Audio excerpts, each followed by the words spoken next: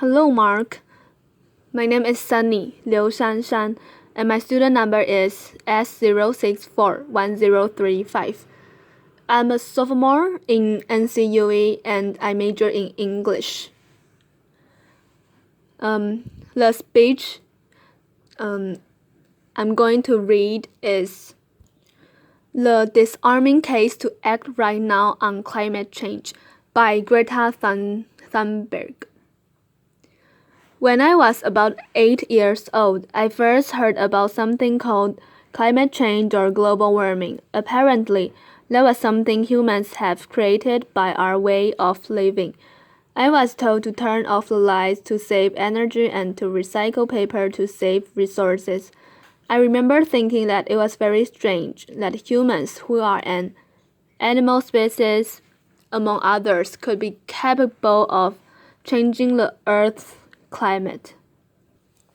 Because if we were, and if it was really happening, we wouldn't be talking about anything else.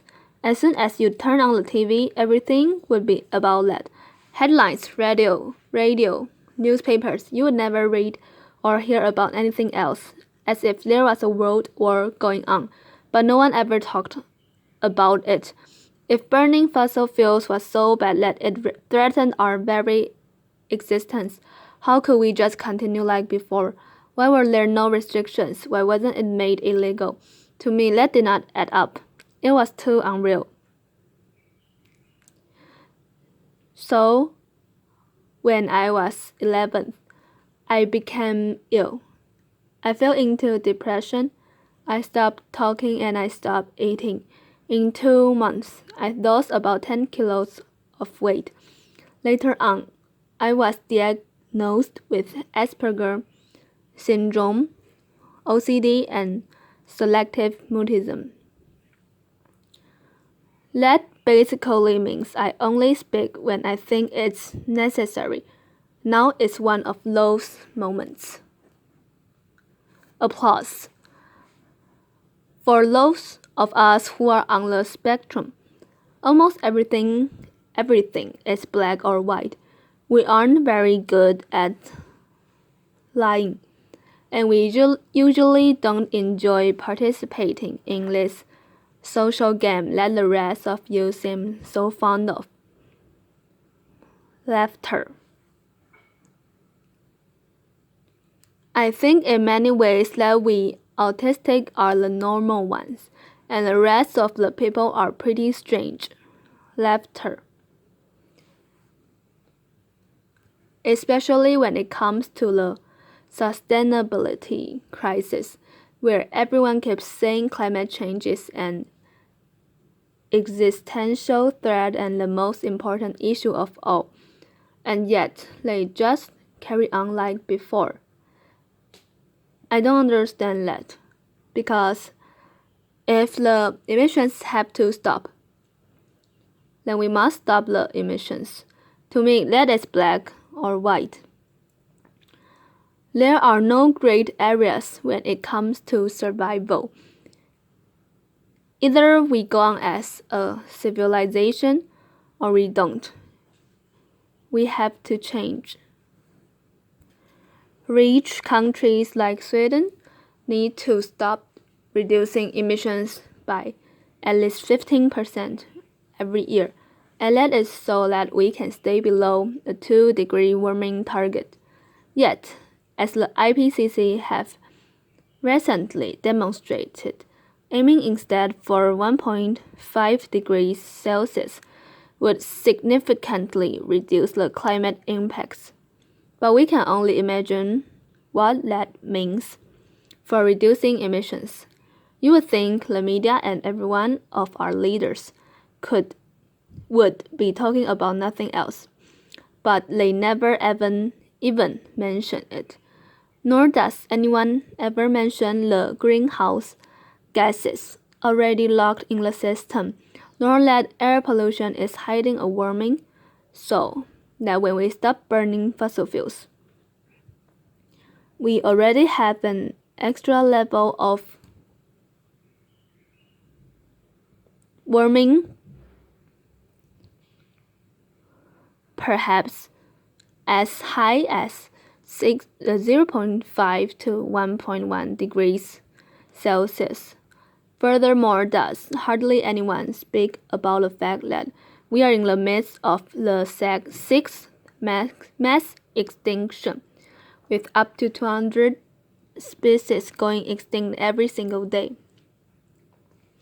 That the extinction rate today is between 1,000 and 10,000 times higher than what is seen as normal, nor does hardly anyone ever speak about the aspect of equity or climate justice, clearly stated everywhere in the Paris Agreement, which is absolutely necessary to make it work on a global scale.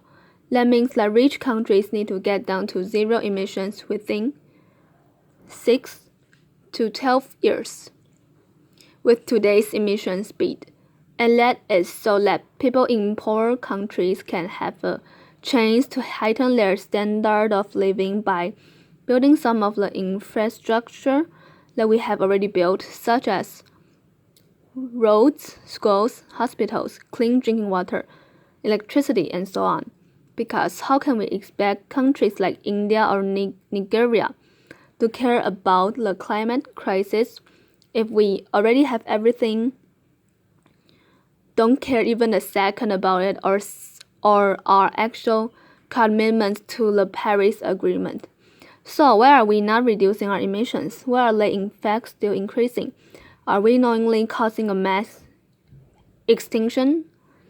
Are we evil? No, of course not. People keep doing what they do because the vast majority doesn't have a clue about the actual consequences of our everyday life, and they don't know that rapid change is required. We all think we know, and we all think everybody knows, but we don't. Because how could we if there really was a crisis, and if this crisis was caused by our emissions? You would at least see some signs, not just flooded cities, tens of thousands of dead people, and whole nations leveled to piles of torn down buildings. You would see some restrictions, but no one talks about it. There are no emergency meetings, no headlines, no breaking news. No one is acting as if we were in a crisis. Even most climate scientists or green politicians keep on flying around the world, eating meat and dairy. If I live to be 100, I will be alive in the year 2103. When you think about the future today, you don't think beyond the year 2050. By then, I will, in the best case, not even have lived half of my life. What happens next? The year 2078, I will celebrate my 75th birthday. If I have children or grandchildren, maybe they will spend that day with me. Maybe they will ask me about you, the people who were around back in 2018. Maybe they will ask why you didn't do anything. Well, there still was time to act. What we do or don't do right now will affect my entire life and the lives of my children and grandchildren. What we do or don't do right now, me and my generation can't undo in the future. So, when school started in August of this year, I decided that this was enough. I sat myself down on the ground outside the Swedish parliament. I striked for the climate. Some people say that I should be in school instead. Some people say that I should study to become a climate scientist so that I can solve the climate crisis. But the climate crisis has already been solved. We already have all the facts and solutions. All we have to do is to wake up and change. And why should I be studying for a future that soon will be no more when no one is doing anything whatsoever to save that future? And what is the point of learning facts in the school system when the most important facts given by the finest science of that same school system clearly means nothing to our politicians and our society? Some people say that Sweden is just a small country and that it doesn't matter what we do. But I think that if a few children can get headlines all over the world just by not coming to school for a few weeks. Imagine what we could all do together if you wanted to. Applause. Now we're almost at the end of my talk, and this is where people usually start talking about hope, solar panels, wind power, circular economy, and so on. But I'm not going to do that. We've had 30 years of pep talking and selling positive ideas, and I'm sorry, but it doesn't work. Because if it would have, the emissions would have gone down by now. They haven't. And yes, we do need hope. Of course we do. But the one thing we need more than hope, we need more than hope is action. Once we start to act, hope is everywhere. So instead of looking for hope, look for action. Then, and only then, hope will come. Today, we use 100 million barrels of oil every single day. There are no politics to change that. There are no rules to keep that oil in the ground. So we can't save the world by playing by the rules, because the rules have to be changed. Everything needs to change, and it has to start today. Thank you. Applause.